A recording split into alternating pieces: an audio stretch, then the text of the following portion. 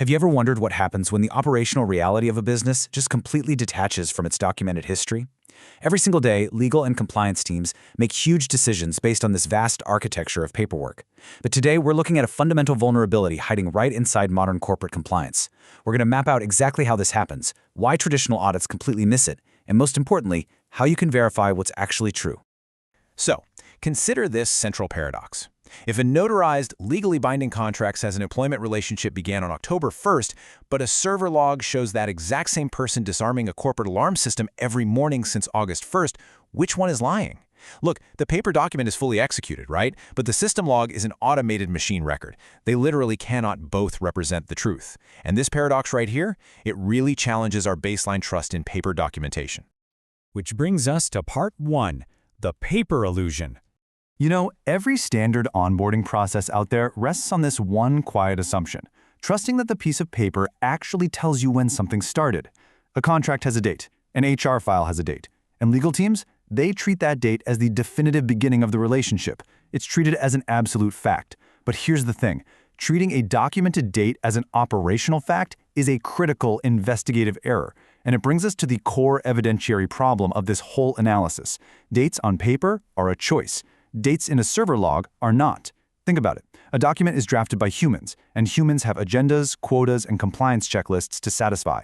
A date typed onto a contract is basically a negotiation, but a server logging a digital interaction, that's just an impartial machine recording an event. It doesn't negotiate. To see how this actually plays out, let's walk through an anonymized composite case based on some very common patterns. Imagine a regional retail operation. They needed to get a new store running fast, so the pressure was definitely on. Operations just moved way faster than administration. In fact, the store opened before payroll was set up, before official contracts were drafted, literally before anyone was officially hired. For 8 whole weeks, operations just happened. It wasn't until week 9 that a contract was finally filed. We call this the pre-contractual window. And this creates what we cover in Section 2, 2 versions of reality. During that pre-contractual window, a massive gap was created, and because nobody was auditing for it, 2 distinctly different versions of reality essentially began running side by side inside the exact same company. We're no longer looking at one cohesive business operation here. First, you have version 1, the paper reality. Look in the filing cabinet, and there is no employee, there's no payroll obligation, and critically, no liability. But then there's version 2, the operational reality. Out there in the real world, someone is physically unlocking that store at 8 a.m. They're managing the alarm system, coordinating with vendors, handling cash. 6 or 7 days a week, their digital footprints are being permanently recorded in vendor portal logins and alarm logs. Eventually, of course, a labor inspector started asking questions, so the paper had to catch up to the operation. A contract was generated and just backdated to roughly match when the minimum wage filing needed to start. But the nature of this fix is absolutely crucial to understand. Nobody engineered some highly sophisticated criminal cover-up. It was really just compliance theater. A document was generated after the fact, purely to satisfy a regulatory checklist, completely detached from the operational reality of those first 8 weeks. Let's dig into Section 3, the asymmetry of evidence.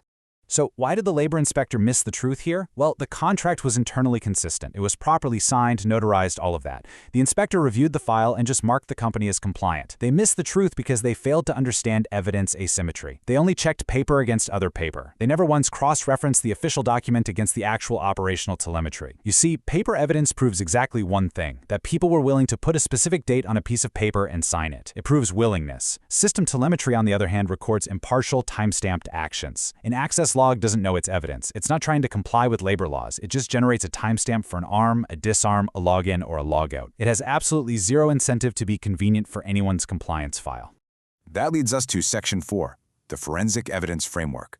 When paper and telemetry don't match, you aren't just looking at a simple accounting error. You're looking at the exact moment someone decided the paperwork needed to say something entirely different from the truth.